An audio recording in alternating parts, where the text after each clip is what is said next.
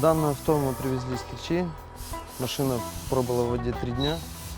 Первоначально, что мы с ней сделали, это мы ее отмыли, полностью разобрали ее. Машина полностью стояла по крышу в воде. Вот багажное отделение полностью было все затоплено. Грязь была, все отмыли полностью. Ковры все. Заменили фонари. Поменяли блоки все. Кнопки. Потому что кнопки уже тоже не работали. Сиденья отхимчистили. Ковер полностью помыли. Торпеду снимали.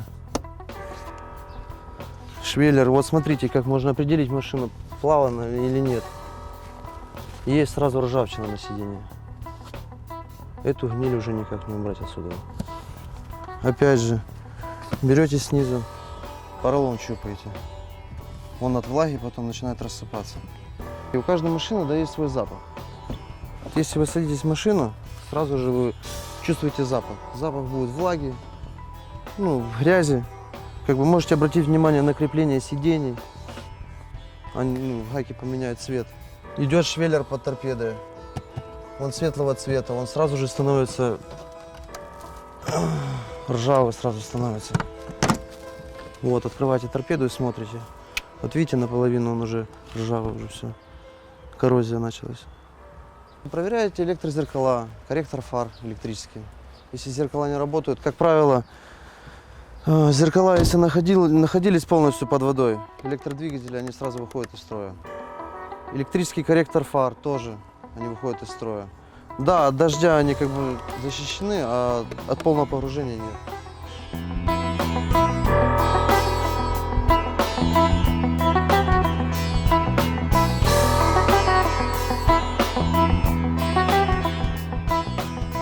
Если машина находилась в воде и аккумулятор был электросеть была под напряжением, то это идут сразу же блоки.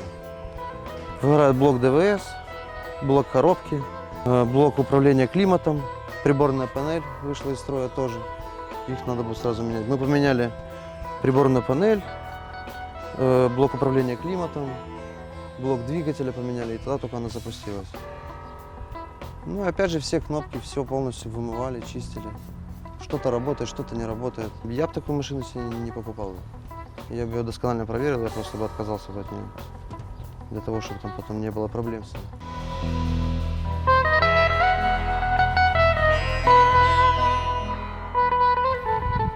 Та машина, которая была в пресной воде, вот, ее еще можно как-то реанимировать. А машины, которые были уже в морской воде, с ними очень много будет проблем.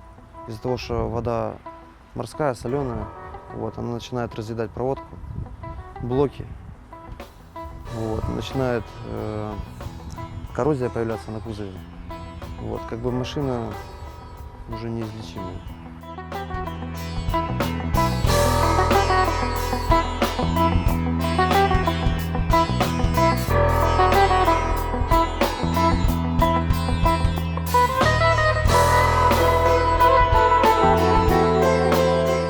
Советую досконально смотреть машину, желательно на сервисе ее смотреть, полностью проверять все полностью, и электрооборудование, двигатель, коробку, смотреть, чтобы фары работали, зеркала, запаха, чтобы не было неприятного в машине.